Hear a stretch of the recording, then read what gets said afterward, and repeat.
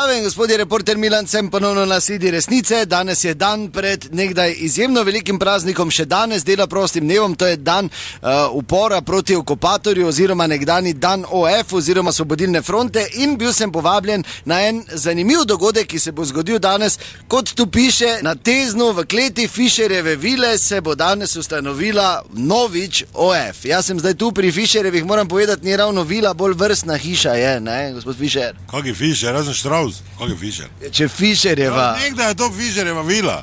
Če pa je vrstna hiša... Dobro, kaj zdaj si kompliciraš? Fišerjeva vila, se je reklo tukaj je prva vrsti. Pa pritliče smo, ker kleti nekak ni, vidim, ne? A dobro, zdaj če si prišel drkat sem ko idi, glej.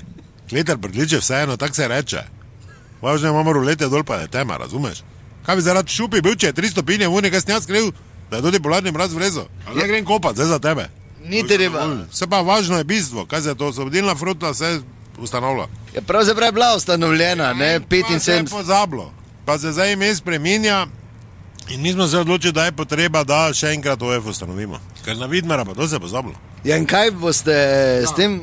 Ustanovili bomo, mislim, pol pa se bo začelo z akcijami. Malo vas je, ker v bistvu sta dva, to je prvo, ne, takrat jih je bilo več. Večer bi prišel, vse nas bo več točno izraz, bo samo možda še delajo, kaj si nur. Kaj nam reče, da OF ustanovlja, da ga bo vrli službe, veš kaj je danes težko. Dva sma, ampak ti si sam rekel, začenje je sajta. No in po ustanovitvi boste kaj... Potalne akcije, tako je OF bila. Ja? Kak je potalne? Glej, ni izključeno, da gremo v Volkmerjev prehod še enkrat, pa to dvignemo malo spet, mislim, da se zagrejemo, veš kaj ti, pol pa dalje, ne? No in vi ste tu še... V bistvu ustanovitelj, ja, mislim, še. Vi ste Vidmar, neke vrste. Neke vrste Fišer, čeprav sem Štravs, ne?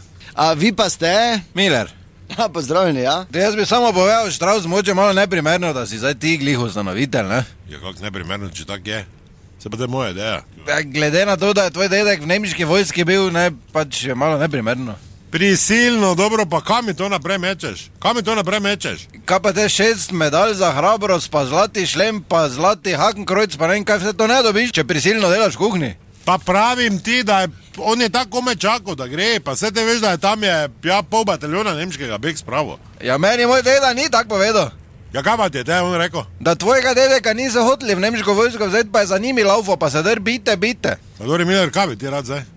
Kaj bi zdaj ti to tebe, da stoče tu naprej mečeš? Samo povem, da malo ne... Od takrat ali, že takrat smo bili zavedni, od takrat pa še bolj, kaj te govoriš. Tvoj foter pa že 20 let tu gori na Weinstraße avstrijskemu vinogradniku rit liže.